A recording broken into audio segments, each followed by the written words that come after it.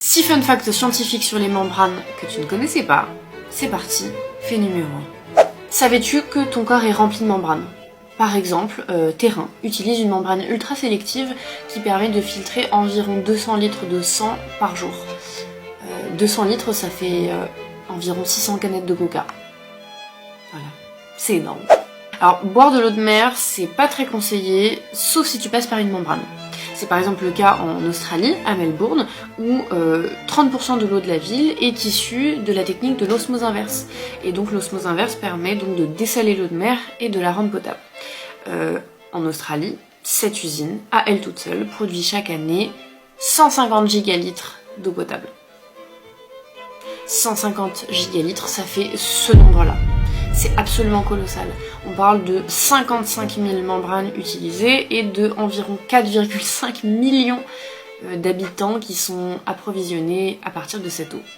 Donc ouais, c'est bluffant. Si tu aimes la bière, dis merci aux membranes.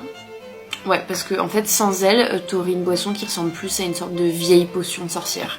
Parce qu'en fait, c'est les membranes qui te permettent de filtrer les levures et les impuretés pour que ta bière soit bien limpide à la fin. Dans l'espace, il faut tout recycler, même l'urine des astronautes. Donc c'est pour ça que la NASA utilise des membranes de filtration qui transforment le pipi en eau potable.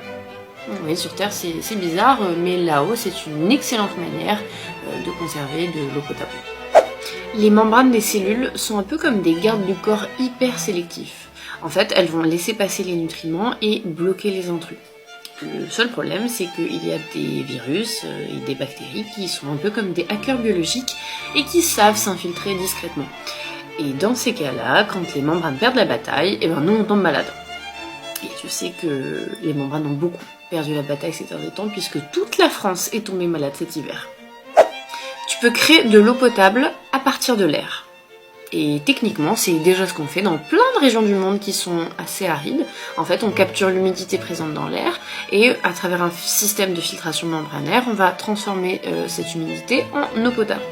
Et en fait, cette technologie, elle est même suffisamment démocratisée pour qu'à l'heure actuelle, pour la modique somme de 2000 €, tu peux acheter ton propre générateur d'eau atmosphérique. C'est comme ça que ça s'appelle. Ça génère à peu près 15 litres d'eau par jour. Donc voilà. Avis aux survivalistes, vous pouvez avoir votre propre mini-usine d'eau potable dans votre maison.